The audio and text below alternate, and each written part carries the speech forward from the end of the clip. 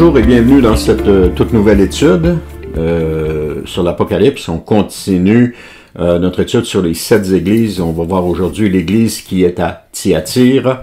On voit ça dans Apocalypse, chapitre 2, les versets 18 à 29. Parmi les 7 lettres adressées aux églises d'Asie mineure, celle de Thyatire est la plus longue, bien que cette communauté soit la plus modeste. Alors pourquoi une telle insistance? Parce que l'Église, bien qu'engagée, active, avait commencé à tolérer des compromis graves. Encore une fois, quand on regarde ça, on voit que l'Église est encore aux prises avec des compromis. Et c'est parce que ces compromis-là viennent diluer la parole de Dieu. Et quand on regarde ce message, met en lumière les tensions entre zèle apparent et dérive intérieure. Il ne parle pas d'une crise brutale, mais d'une lente érosion, d'un relâchement discret, mais aussi profond. C'est ce qui arrive lorsque nous tombons dans une routine et que nous perdons le feu, la passion et l'amour pour Jésus. Alors on se laisse emporter dans cette routine et tranquillement, on dérive et on accepte des compromis. Pour commencer, un petit compromis, c'est pas grave. Et ensuite de ça, un plus grand. Et à force de s'habituer à cela, on finit qu'on accepte des grands compromis et qu'on perd... On part sur une dérape, là. Une dérape, ça s'est vu, ça se voit encore, et c'est le modus operandi qu'on retrouve généralement. Donc, dans ce texte, le Seigneur Jésus appelle son Église à un retour à la vérité, à la vigilance et à une intégrité spirituelle constante. Il nous invite à sonder nos œuvres à la lumière de sa sainteté. Maintenant, le portrait du Christ glorifié, on voit ça au verset 18, Apocalypse chapitre 2, verset 18. Il dit, « À l'ange de l'Église qui est à Thyatire écrit, voici ce que dit le Fils de Dieu dont les yeux sont comme une flamme ardente et les pieds comme du bronze. » Encore une fois, on a une image ici. L'Apocalypse est une suite de symboles. Elle ne peut pas être prise littéralement, comme j'ai dit. C'est une suite de symboles. Et on en a encore une belle image ici qui nous présente le Fils de Dieu. Parce que Jésus se révèle ici dans sa majesté divine. Ses yeux de feu décèlent tout, jusqu'aux intentions secrètes du cœur. Ses pieds d'airain solides et incandescents traduisent la fermeté de son jugement et la pureté de sa marche. Ce regard ne condamne pas d'emblée, mais il ne se laisse pas tromper. Il purifie avant de récompenser. Ce portrait invite chacun à la transparence, et ce n'est plus le temps de jouer un rôle. C'est plus le temps d'être un personnage quand on est à l'église, un autre personnage quand on est à la maison, un autre personnage quand on est au travail. C'est plus le temps de cela. On doit être ce qu'on est, ça finit là. Le Seigneur passe au milieu de son peuple comme un feu qui découvre tout. Et dans cette lumière, tout ce qui est à Dieu renaît.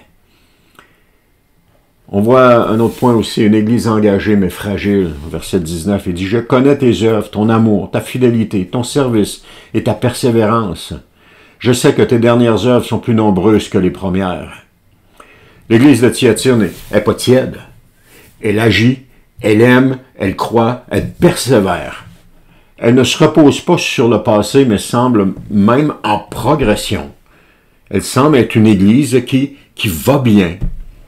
Mais la vitalité visible peut cacher des failles invisibles. Donc, ce qui est important, ce n'est pas ce que nous voyons avec nos yeux, mais c'est ce que Christ voit. Parce que nous pouvons laisser voir ce que nous voulons aux autres. Mais on ne peut pas laisser voir à Christ ce que nous voulons.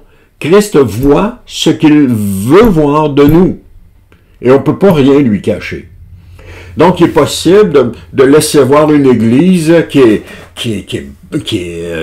pleine de vitalité, qui va bien, qui grandit, que les gens acclament, la prennent comme modèle, mais que cette église a perdu le feu sacré en elle. Il est possible d'être sincère tout en se trompant ou encore actif tout en étant influencé. L'essentiel n'est pas seulement de faire plus, mais de rester pur dans ce que l'on fait, de rester bibliquement correct.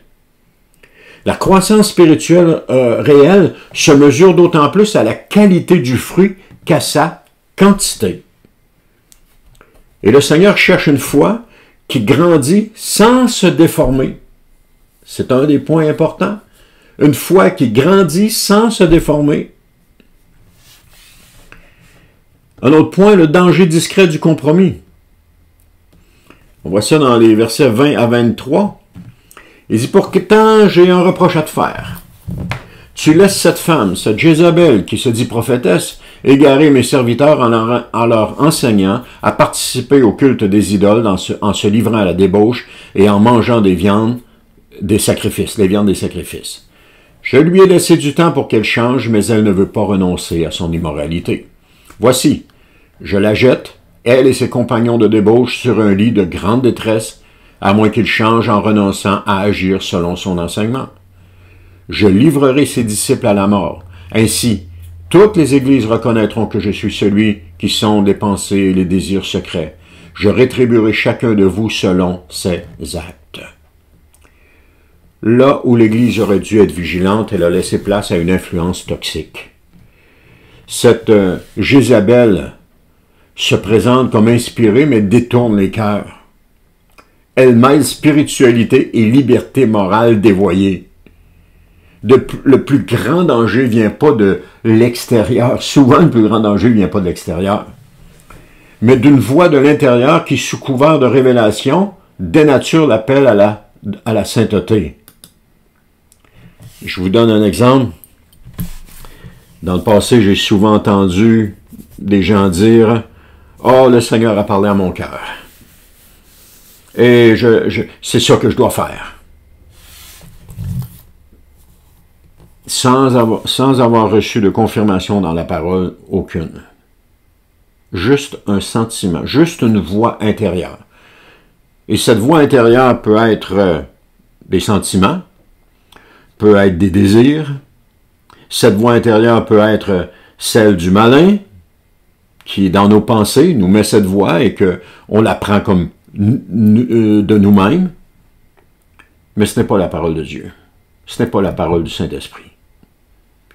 Parce que la parole de Dieu, c'est dans la Bible qu'on retrouve la parole de Dieu. Ce que le Seigneur a à nous dire, c'est dans sa parole qu'il nous le dit. Et c'est par sa parole que le Saint-Esprit confirme ce que Dieu est en train de nous dire et qu'il le confirme à notre cœur. Mais pas par des sentiments « Oh, le Seigneur a mis sur mon cœur ». Ça, c'est des sentiments personnels. C'est des choses qu'on a envie de faire et puis que, finalement, on a tellement envie de les faire qu'on dit « Ah, on finit par se convaincre que c'est le Seigneur qui nous parle puis qu'on doit les faire. » Il faut faire attention à cela. Il faut faire attention. Il faut rester ancré dans la parole de Dieu.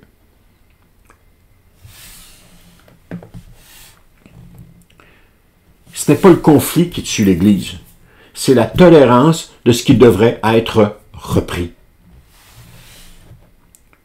Et Christ ne condamne pas ceux qui tombent, mais ceux qui refusent de se relever. Et ça, c'est un point qui est assez important.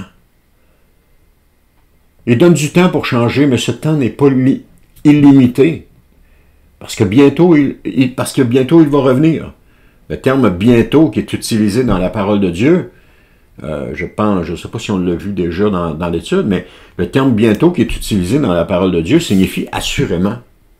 Il est traduit par « bientôt », mais c'est pas bientôt dans le temps, c'est assurément. Alors Jésus revient assurément. Parce que pour les disciples, c'était bientôt. Pour nous, c'est bientôt. Et les générations qui vont nous suivre, peut-être encore, je ne sais pas, c'est bientôt. Donc, c'est pas bientôt dans le temps, c'est assurément. Jésus revient assurément. Et le temps n'est pas illimité, on est limité dans le temps parce que assurément, Dieu va permettre que Jésus revienne.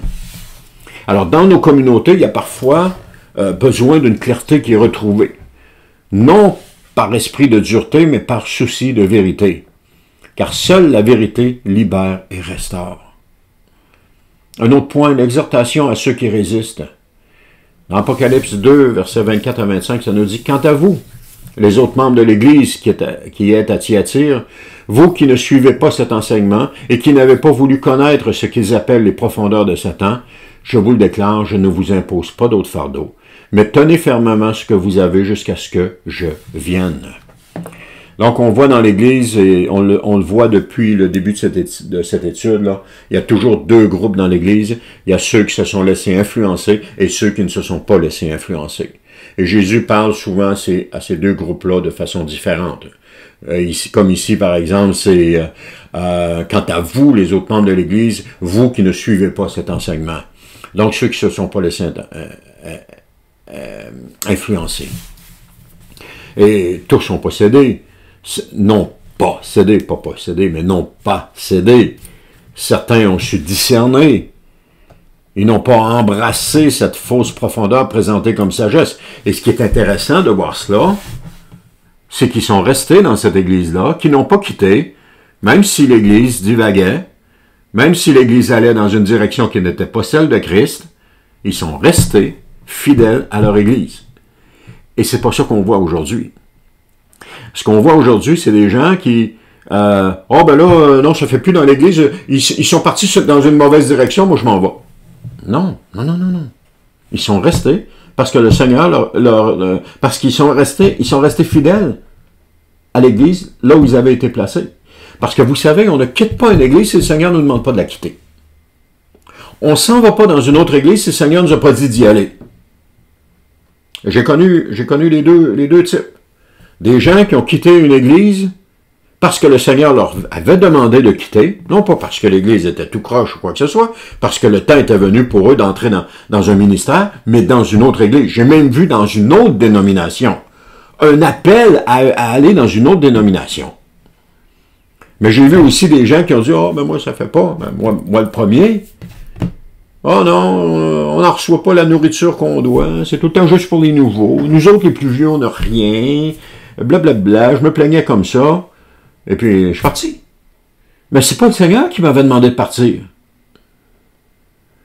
Et quand on est parti 7 mois dans une autre assemblée, et finalement, on est revenu même dans une autre dénomination, mais à l'époque, c'était inconnu pour moi, là. C'était pas des dénominations, c'était d'autres assemblées. Et finalement, on est revenu dans une église de notre dénomination, et cette fois-ci, les enfants ont aimé l'église, ils se sont attachés à l'église, ils n'ont pas voulu repartir de là.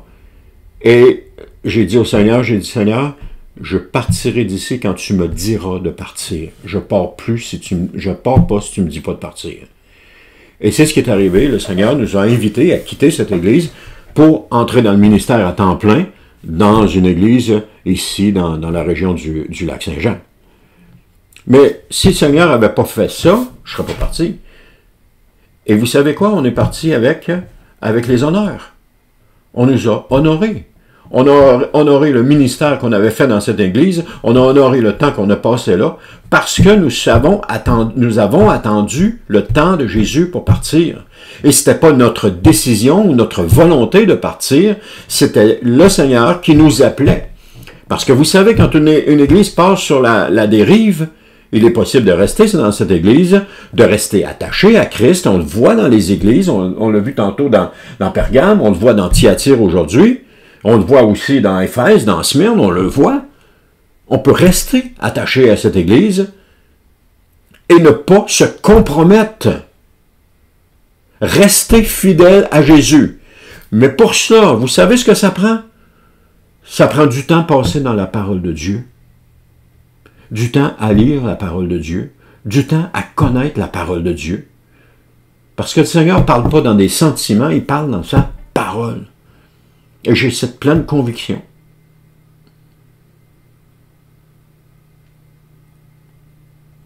L'église où je suis présentement, je songeais à un moment donné, je réfléchissais, c'est-tu le temps de partir, de ne pas partir, etc. On se le demande toujours. Et le Seigneur m'a répondu froidement, dans sa parole, tu quitteras cette église quand je te dirai de la quitter, pas avant. Je paraphrase ce que le Seigneur m'a donné, mais c'est ça que ça voulait dire. J'ai dit, OK, c'est donc le Seigneur qui va décider quand je pars. J'ai même plus à réfléchir, à savoir, je pars-tu pas, mais difficulté, pas difficulté, succès, pas succès, bénédiction, pas bénédiction. Le Seigneur m'a dit, tu restes là, tu pars de là quand je te dirai de partir. Alors, gloire à Dieu. Gloire à Dieu. Et vous savez quoi? Ça nous permet juste une chose, de s'attacher à la parole, de s'attacher à Christ, qui est la parole, et de rester fidèle à Christ, qui est la parole, encore davantage. Et c'est là qu'on grandit. Quand on quitte parce que ça ne fait pas notre affaire, on ne grandit pas. Quand on quitte, quand ça ne fait pas notre affaire, tôt ou tard, on va encore revenir à sa même place-là où est-ce que ça ne fait pas encore notre affaire. Qu'est-ce qu'on va faire? On va quitter parce que ça ne fait pas notre affaire? Ou bien on va dire, « Ok Seigneur, je pense que j'ai compris la leçon. Je quitterai quand tu vas me dire de quitter. » Il y en a des gens qui ont quitté l'Église. Allez, écoute, les gens qui quittent l'Église, c'est normal. Un ancien pasteur, un pasteur avec l'expérience dans le Seigneur me disait, parce qu'il faisait quoi, 35 ans, 40 ans qu'il était dans la même Église, je lui disais, ouais, mais toi, t'es chanceux, hein, t'es toujours dans la même Église, t'as jamais changé. Il dit, non. Il dit, laisse-moi te dire juste une chose, il dit, je vis une nouvelle Église à tous les 8 ans. Donc, les gens voyagent, les gens changent. Il y en a qui partent parce qu'ils sont appelés à partir, mais il y en a d'autres qui partent parce que, oh, ça fait pas mon affaire, il faut que je m'en aille, je veux pas rester. Oh non, l'Église, il y a trop de péché dans l'Église, il y a trop de compromis, les enseignements, c'est pas pour moi, c'est pour les autres, blablabla. Il y a toutes sortes d'excuses qui font que les gens partent de l'Église. Mais c'est pas ça que Dieu demande. Ici, dans l'église de Thyatire qu'on voit, il y a des gens qui étaient restés dans l'église, même s'il y avait des faux enseignements qui étaient donnés là. Pourquoi? Parce que ces gens avaient dit, Seigneur, je partirai d'ici quand tu me diras de partir. Ou peut-être que c'était même pas envisageable de quitter parce qu'il n'y en avait peut-être pas d'autres dans la ville. C'était la seule église qu'il y avait. On ne parlait pas de dénomination à ce moment-là, là, ça n'existait pas. Alors, c'était la seule église qu'il y avait. Et puis, il restait attaché au Seigneur. J'ai entendu à un moment donné quelqu'un que le Seigneur lui a clairement dit, tu quittes pas cette église, en parlant de notre église. Et puis lui, il a quitté, il est parti dans une autre église. Et comment il s'est justifié quand il m'en a parlé? C'est, j'ai pas vraiment quitté le Seigneur. Aïe, aïe. Mais il n'avait pas écouté ce que Jésus avait dit. Aujourd'hui, il est encore là dans cette autre église. Ça doit faire une 12aine d'années qu'il est là. Gloire à Dieu, peut-être qu'il a compris, je souhaite qu'il ait compris, je souhaite que le Seigneur lui ait parlé puis qu'il ait compris. Et je ne veux pas, je veux seulement du bien pour lui. J'espère juste qu'il grandit spirituellement et que cette expérience lui a permis de grandir. Mais c'était quand même spécial. Et moi, j'étais jeune pasteur, là, j'étais jeune dans le ministère. J'étais pas jeune pasteur parce que j'avais quand même dans la cinquantaine, mais j'étais jeune dans le ministère et c'était vraiment une épreuve, mais c'était quelque chose. Là. Mais, anyway, gloire à Dieu. On va arrêter de parler de moi, on va continuer à parler un peu de cet enseignement-là. Donc, on voit qu'ils n'ont pas embrassé cette fausse profondeur présentée comme sagesse. Et Jésus ne leur demande pas plus. Il les appelle à tenir ferme. Il ne leur impose pas d'autre fardeau, sinon celui de la fidélité. Alors, cette constance tranquille dans la vérité reçue est ce qui préserve l'Église dans les temps d'instabilité et de persécution. Je vais refaire une autre parenthèse parce que je me dois de rééquilibrer un peu ce que j'ai dit. Dans l'église où je suis, il y a des gens qui sont là depuis plus de 20 ans. Ils n'ont jamais quitté l'église. 20 ans, je parle de 30 ans, 30-35 ans. Ils n'ont jamais quitté l'église. Ils en ont vu passer des pasteurs. Ils ont vu passer des assistants pasteurs. Ils ont vu passer des pasteurs par intérim. Ils ont vu toutes sortes de doctrines être enseignées dans l'Église, mais ils n'ont jamais quitté l'Église. Ils sont encore là aujourd'hui. Ce sont des piliers dans l'Église. Des piliers à cause de leur fidélité, à cause de leur attachement à Christ. Parce qu'il y avait toutes les raisons de partir.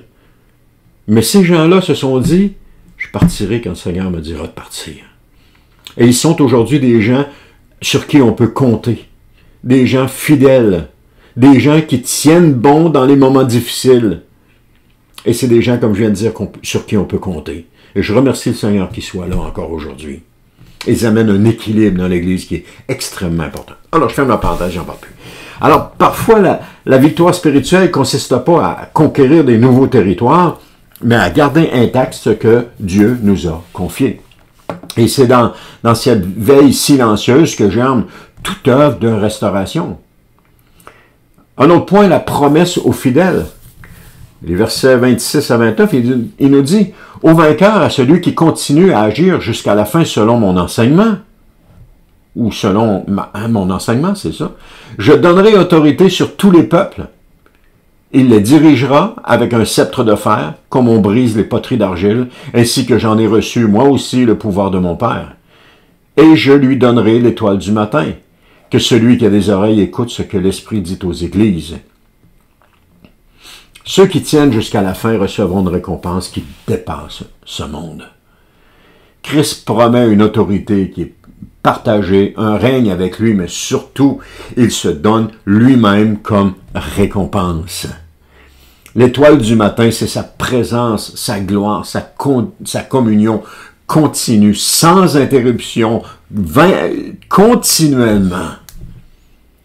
Le véritable espoir de l'Église ne réside pas dans des activités visibles, mais dans sa capacité à rester attaché à son Seigneur bien-aimé.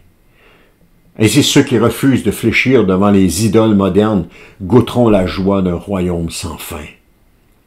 Donc, en conclusion, c'est un appel à la vigilance sereine.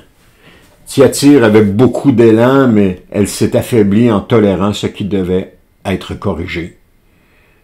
Le message n'est pas de rejeter tout ce qui bouge, mais d'éprouver les sources et d'ancrer nos œuvres dans la vérité. C'est le point des 7 églises qui est tellement important, la vérité, la parole de Dieu, de s'ancrer dedans. Et c'est dans cette veille paisible mais résolue que Dieu trouve un lieu pour répandre sa vie. Le Christ cherche une église qui aime, qui sert, mais surtout qui veille. Car là où il trouve la vérité, il répand la vie. Alors merci d'avoir été à l'écoute de ce message, de cette étude sur l'Apocalypse. Et on se dit à la prochaine pour une autre étude.